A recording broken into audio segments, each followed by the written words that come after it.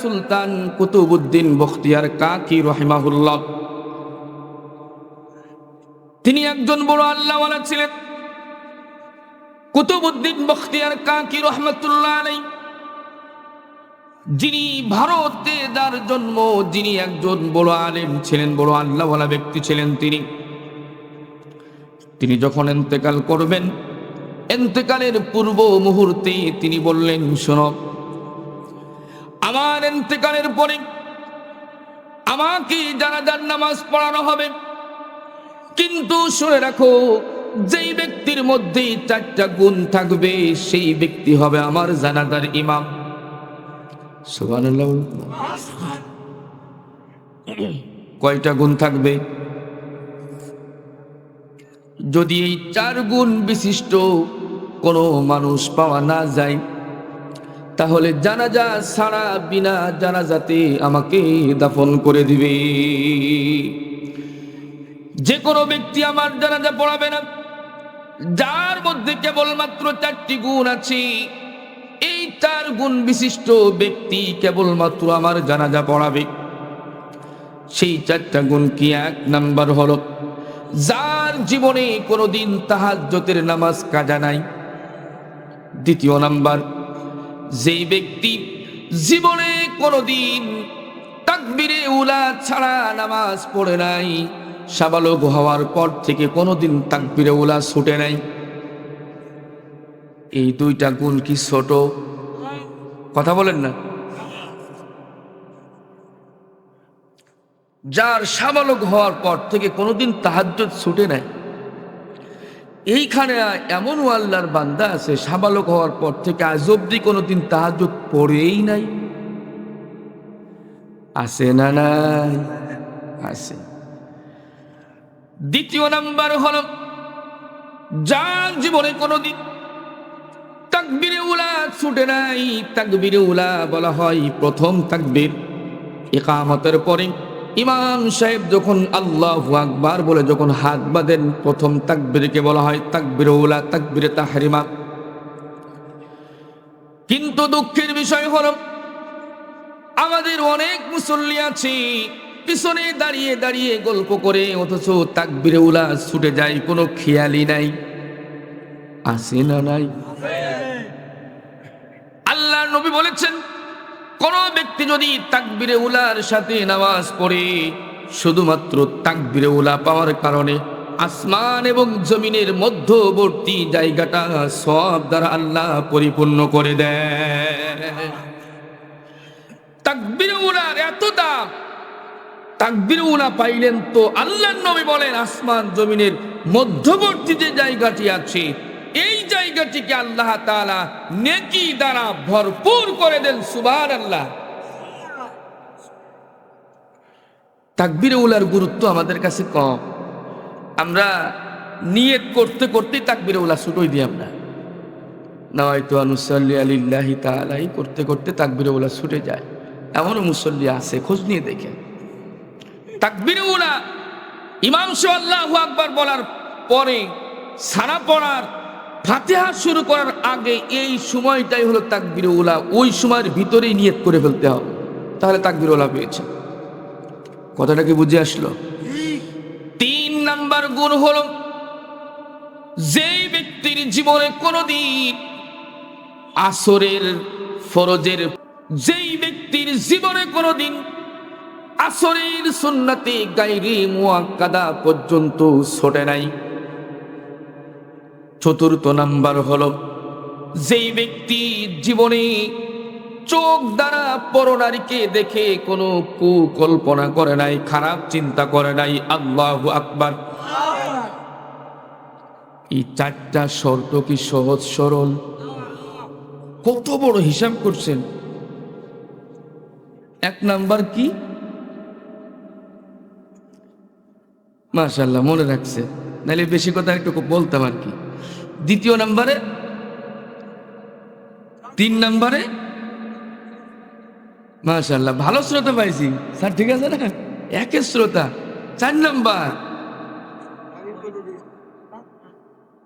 নারীর দিকে চোখ পড়ে গিয়েছে, কিন্তু মনের মধ্যে কোনো খারাপ চিন্তা আনে নাই, কুচিন্তা আনে নাই।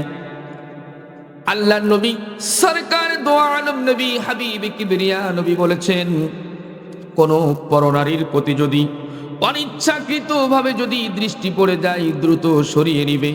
প্রথম দৃষ্টির কারণে আল্লাহ তাআলা কোনো গুনাহ তোমাকে দিবে না।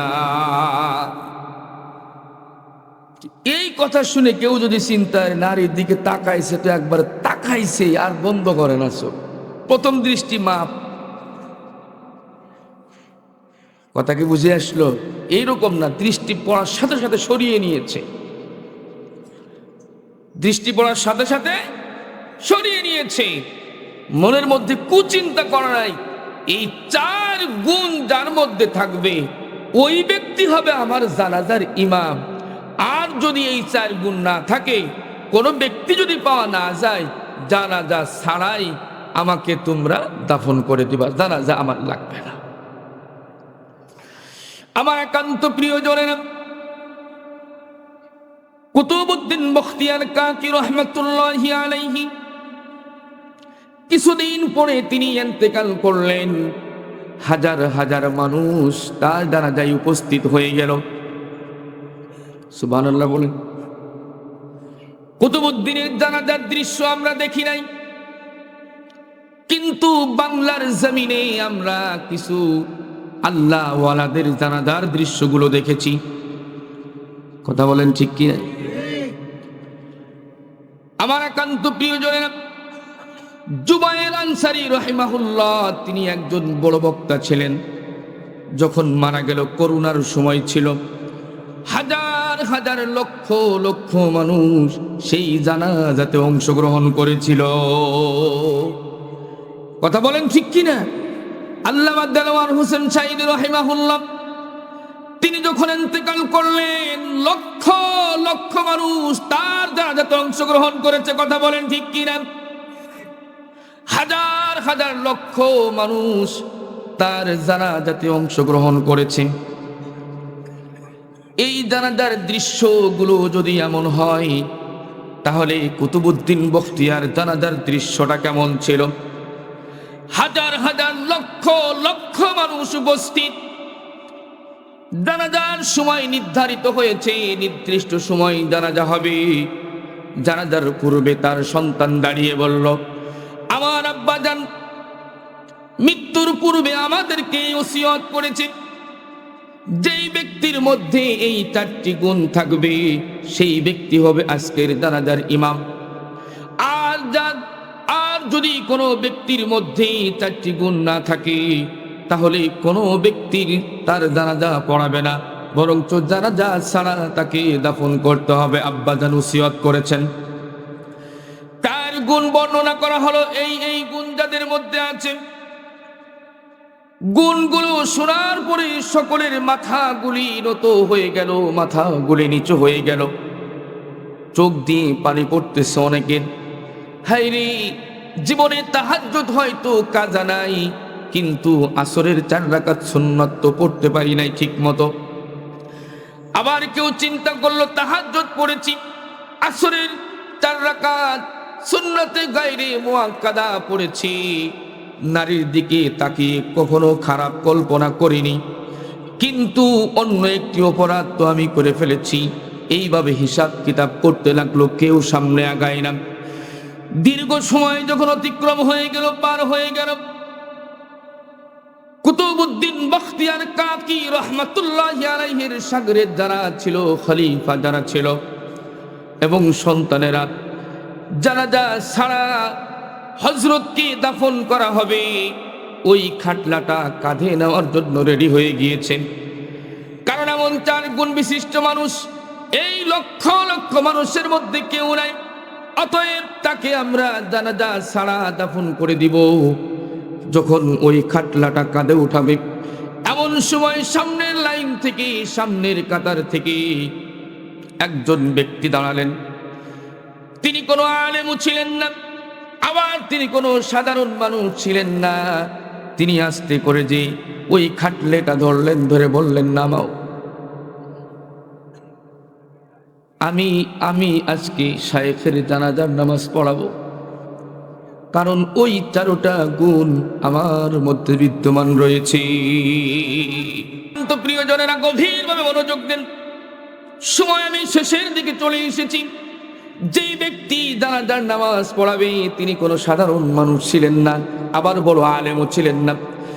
তিনি হলেন ওই সময়ের দিল্লির সম্রাট সুলতান শামসুদ্দিন আলতামাস রহমতুল্লাহ আলাইহি। দিল্লির সম্রাট ছিলেন তিনি। বিশাল বড় সাম্রাজ্য তিনি পরিচালনা করেছেন। ভারত উপমহাদেশ তিনি শাসন করেছেন, পরিচালনা করেছেন। অথচ তার মধ্যে এই 4টি গুণ বিদ্যমান ছিল। এই 4টা গুণ তার মধ্যে পুঙ্খানুপুঙ্খানুভাবে ছিল।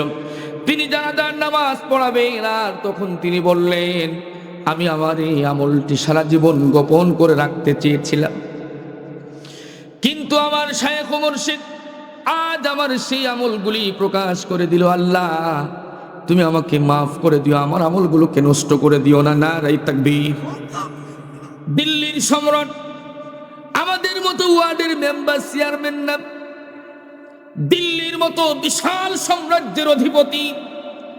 তার মধ্যে যদি এই 4 গুণ থাকতে পারে, আর এই 4 গুণ বিশিষ্ট মানুষ, ভালো মানুষ যদি সমাজকে, রাষ্ট্রকে, দেশকে পরিচালনা করে, আল্লাহর কসম, আল্লাহর কসম, ওই সমাজের মধ্যে আল্লাহর রহমত বরকত আসতে বাধ্য হয়ে যাবে। কথা বলেন ঠিক কিনা? অতএব যারা নামাজ পড়বে, আল্লাহর দ্বীন কায়েমের কথা বলবে, তাদের সাথে আসি না নাই? আমরা চাই আমাদের এই 56,000 বর্গ মাইলের সোনার বাংলাদেশ, এই দেশের মানুষ নিরাপত্তার সাথে, শান্তিতে, স্বস্তিতে বসবাস করবে। আমরা লুটতরাজ দেখতে চাই না, ডাকাতি ছিনতাই দেখতে চাই না। কথা বলেন ঠিক কিনা? আমরা একটু শান্তি চাই। কথা বলেন না? উদ্দেশ চালানোর দরকার নাই, মেম্বার চেয়ারম্যানের আমাদের দরকার নাই। আমরা একটু শান্তিতে, নিরাপত্তার সাথে, সম্মান নিয়ে বাঁচতে চাই। কথা বলেন ঠিক কিনা? অতএব ভালো মানুষদেরকে আমরা সামনে চাই। কথা বলেন না? চোর, ডাকাত, খুনি, বদমাইশ